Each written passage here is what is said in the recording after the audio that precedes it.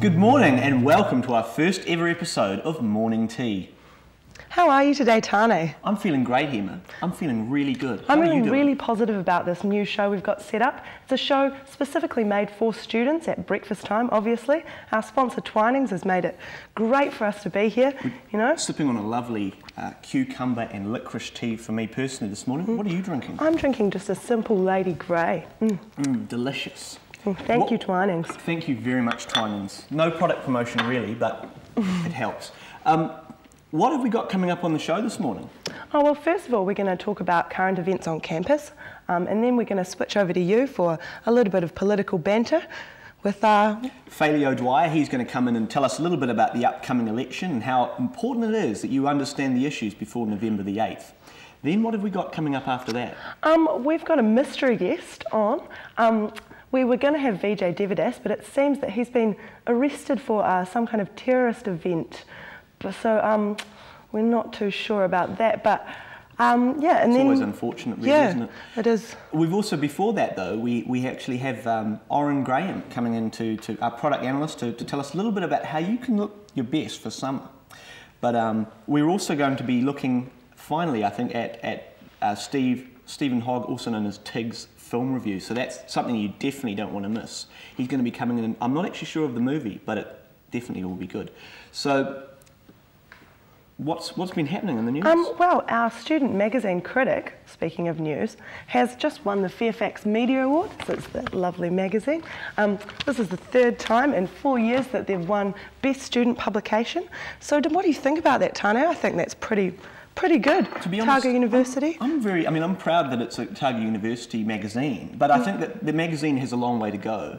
The main thing is that you just wonder what the other publications that have been put out. What are their quality? I have seen a couple of copies of Salient, the Wellington student magazine, which I think came runner-up last year, and not very good. Not very good. No. I've heard that they're adamant about printing it on recycled paper. I don't know whether that actually makes the quality of it better. It's supposed to be morally better, but whether it's actually better in terms of its quality, probably not. What's good for you isn't always entertaining. So. Proud of Critic though. Good on them, and it's just onwards and upwards. I'm definitely looking forward to the return of the Ooh Snap segment. I really did miss that when it was removed.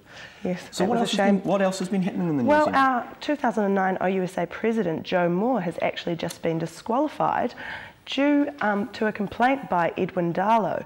And basically there's been a bit of brouhaha around this event. Nobody really knows what happened, but it seems that Joe Moore was luring people into her flat where she'd set up a polling booth.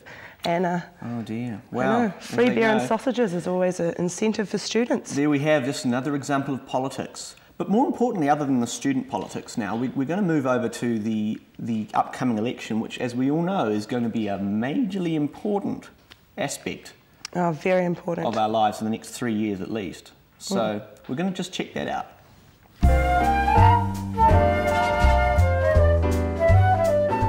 The important issues for me would definitely be higher wages and helping out businesses. The economy is pretty bad at the moment, so that's definitely something to consider. Tax cuts and universal student allowance. For me, I would imagine the most important issues would probably be about the economy. I think I'm going to go national, just because I think we've had enough of Labour. I have no idea what the Nationals, what Nationals' policies are still at the moment, because they haven't released much. Well, I've looked at some of Nationals' policies, which are pretty cool, but they also lack a lot of policies, so you don't know what really they're going to do. So at the moment, I'm swinging towards Labour. For that reason, I'll probably go with the tried and the tested and go with Labour.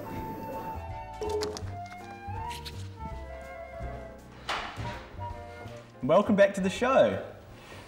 As you can see, there's a lot of a lot of opinions going on there in that piece. But I'd like to now introduce Failio Dwyer. Hi, nice to see you, Tane. Good to see you again. You wrote an article for the latest Critic on the upcoming election, where you went and interviewed a whole lot of candidates. Yep.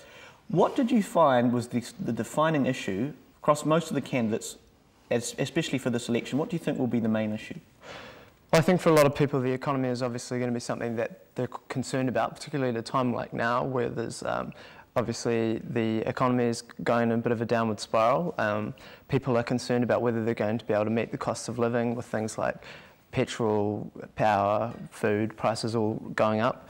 The different candidates all had issues that were quite different. I mean, the Greens were obviously concerned about the environment. Aotearoa legalised cannabis, not surprisingly, cared about marijuana legalisation, but there were a whole raft of issues.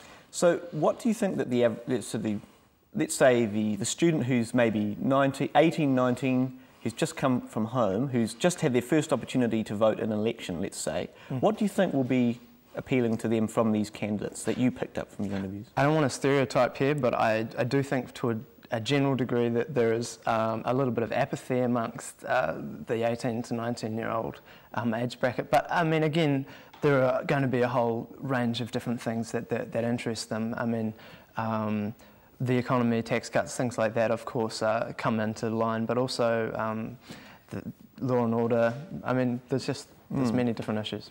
Law and order seems to have been quite a thing lately, especially in South Auckland. How do you think that relates to students down here, the law and order question? Well, I mean, there were the police clashes with people on Castle Street. I mean, I guess people want to know that they're safe on the streets of Dunedin. So police numbers are, of course, important. I mean, South Auckland doesn't specifically relate to Dunedin North, but I mean, law and order generally, of course, does. I mean, I really enjoyed reading your article. I thought that it was insightful and also very interesting. I was just wondering, what was the case with the ACT candidate? Because I heard there was a bit of conflict. She was a bit upset she wasn't interviewed. Well, I interviewed 6 different candidates, but unfortunately the ACT candidate escaped unnoticed, so she rang up in a rather angry state and told the critic editor that it was undemocratic to not interview. So I'll be tracking her down in the next few days. Excellent, excellent. One last question. Yep. Are you enrolled to vote? Of course. Bit of a silly question, really. Hope the rest of the viewers out there get enrolled as well. That is true. That is very true. Well, thanks very much for coming in, No Phelan. problem, Tony. Really I might just appreciate steal a it. biscuit just before I leave. Definitely go for it. Tim Tams, they're not only good on the outside, but they're good on the inside. Thanks very much.